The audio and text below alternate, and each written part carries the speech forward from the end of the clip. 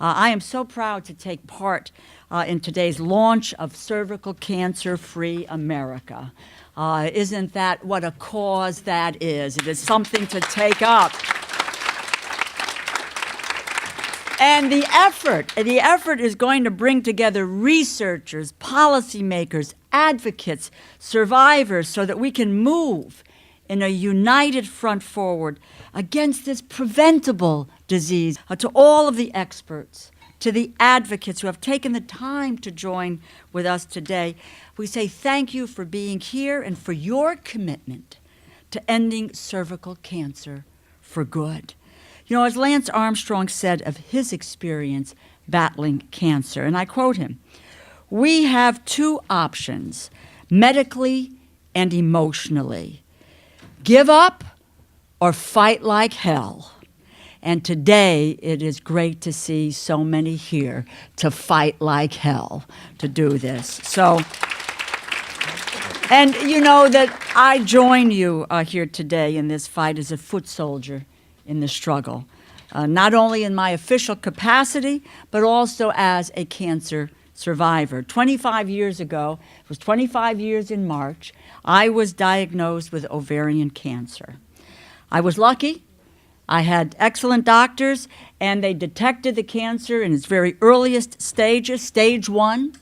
I was able to make the decision as to whether or not I would undergo chemotherapy or radiation therapy, and quite frankly, I couldn't handle the issue of chemotherapy in my own head and my own brain, and my husband, God bless him, he did all of the research. It said that I had an equal shot either way, so I took on radiation for 2.5 months.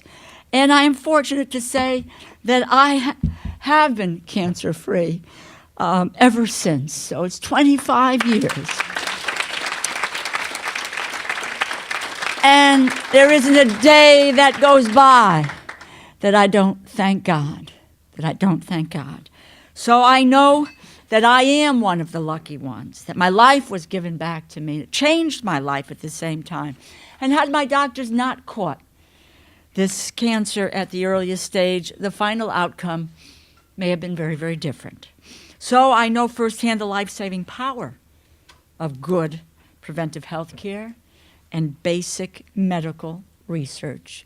And I attribute my survivorship to the grace of God and to biomedical research. It is one of the reasons why I ran for Congress in the first place.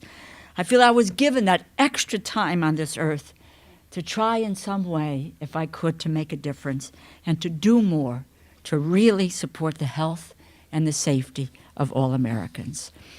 Which is why I was so proud to see the Affordable Health Care Act passed into law last year. It's one of the proudest moments of my career. I've served for 21 years in the House of Representatives, and you know, it's the reason why you want to serve in the House of Representatives. You want to go to Congress. You know, I wasn't here for Social Security and for Medicare and for Medicaid, but I was here for passing health care reform, which is transformative in the lives of people in this country, and particularly for women. And after 100 years of trying and failing, going back to the days of Theodore Roosevelt, we finally managed to ensure quality, affordable health insurance for all Americans, and to make so many big and long overdue changes to our health care system that most people take as common sense. And because we acted, insurers can no longer deny Americans coverage based on a pre-existing condition. Out-of-pocket expenses are capped. Families have access to a sliding scale affordability credit to help them to be able to buy coverage.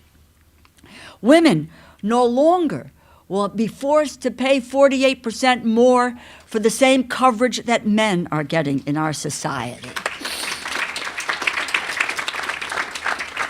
And women's health, which for so long went underfunded and underappreciated, is now at long last on an equal footing.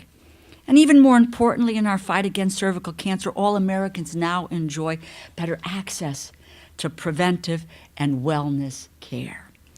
Under health reform, recommended preventive care, including cancer screenings, vaccinations, no longer require a copay for Americans with new insurance plans. We need to continue to update these recommended preventive services to reflect current scientific knowledge by making sure that women benefit from the most up-to-date science recommendations. We can save so many from preventable diseases and from death.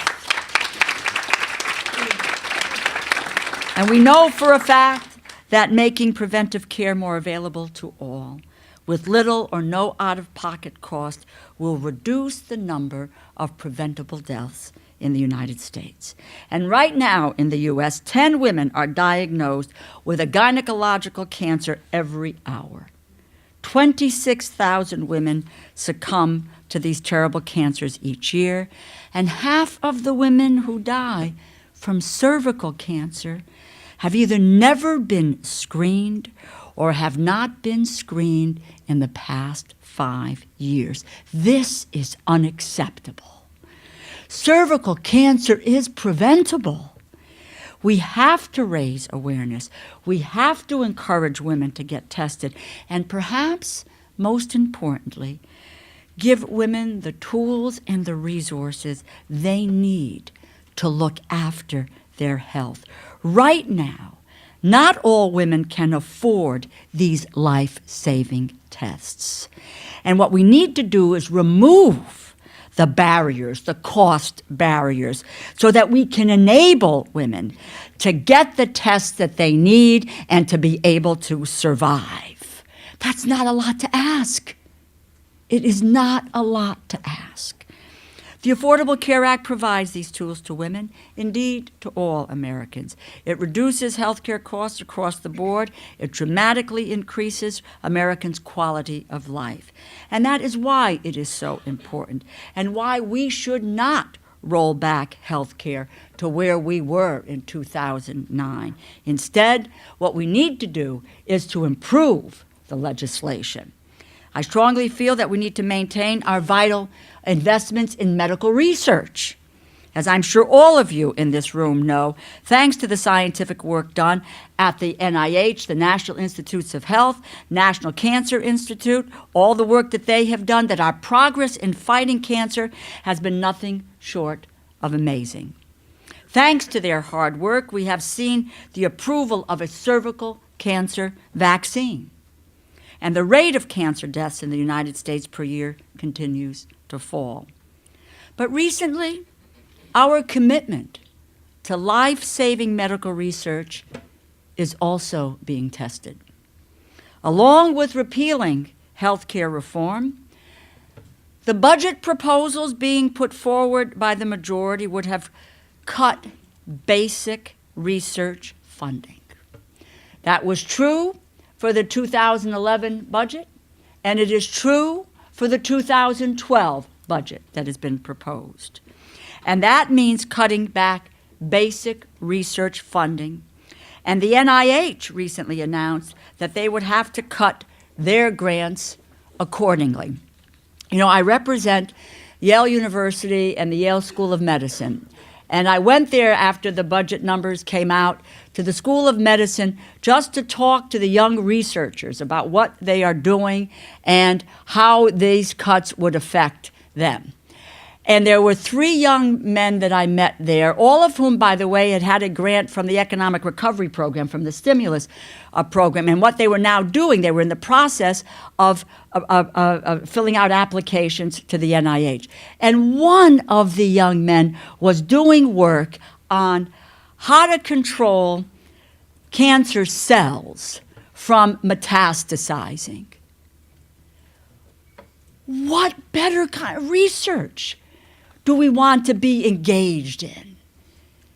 And when we think that we would have to cut back on the grants, and that potentially my hope would be that this young man was able to get what he needed, but he may not if we cut back on these grants. And what we have lost in terms of research, because we all know what it means to be able to control metastasizing cancer cells. That is a key to being able to survive. I can't tell you how short-sighted I think this is. Cutting research funding will negatively affect the health of every American, both now and into the future. It will have a definite negative impact on our fight against cervical cancer. I was in the Congress when we decided on a bipartisan basis to double the NIH budget between 1998 and 2003. We did that because we understood the life-saving capacity of the National Institutes of Health. But now we are going in the wrong direction. And since that doubling, success rates for research project grants has declined in almost every year over the past 6 years. And the Institute is now funding 2,000 fewer grants than it did in 2004. If we continue to roll back our investments in medical research, we will feel the effects in the economy immediately. Every single dollar of NIH funding is estimated to result in an additional $2 of business activity and economic impact. But we would only really recognize the scale of the tremendous loss we suffer years down the road when the benefits of the research is no longer forthcoming, because you know that it needs time. It needs time. We are witnessing the discoveries of the investments we made years ago. If we do not invest now, we will not have those discoveries for the future. The discovery of fundamental knowledge about how we grow, how we age, and become ill will dramatically slow. So too will new treatments for the prevention and the treatment of disease. Investment opportunities for private industry will disappear. The university medical system will weaken, and the end result will be job losses, falling American competitiveness, and a diminished quality of life. And cutting-edge treatments for all kinds of diseases will disappear, including cervical cancer. There are 234 NIH-funded studies that are about to begin on new ways to treat, prevent, and diagnose cervical cancer. All of these will be put at risk by the budget cuts. That is what medical research gives us: the gift of good health and the gift of life. It is a gift that I have treasured for a quarter century since my cancer diagnosis. And it is one that I will continue to fight for. And I will fight for every single day that I am there. And we need your help to do it. We need to fight for every single American, for every single woman in this country until we have beaten this cancer for good. And to put an end to cervical cancer, we need to raise awareness. We need to encourage all women to get and to make sure that women can afford the life-saving screenings that they need. And we need to work to defend the gains that we have made. We cannot go backward. And the gains that we will be able to continue to make for the future. You know, it's really, I think, appropriate at this time. And I've talked about this in committee hearings. And I think it's important, especially today, the president is going to ground zero. And I think we understand the significant achievement that was made in the killing of Osama bin Laden. But on September 11th, 3,000 or more people died. They got up in the morning, they went to work, and they did not return home. They didn't know it was going to happen.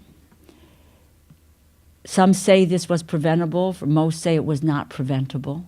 We didn't know it was going to happen. It came literally out of the blue, and it struck a deep blow to this nation. We went to war as a result of the loss of those 3,000 or more lives. Every year, 4,000 women die of cervical cancer. 4,000 women. And we know that it is preventable. We can do something about it. My cry to you is, let's go to war against cervical cancer. We can beat it. We can win. Let us stand up for American women and make this a cancer-free, cervical cancer-free America. God bless you. Thank you so much. Thank you. Thank you.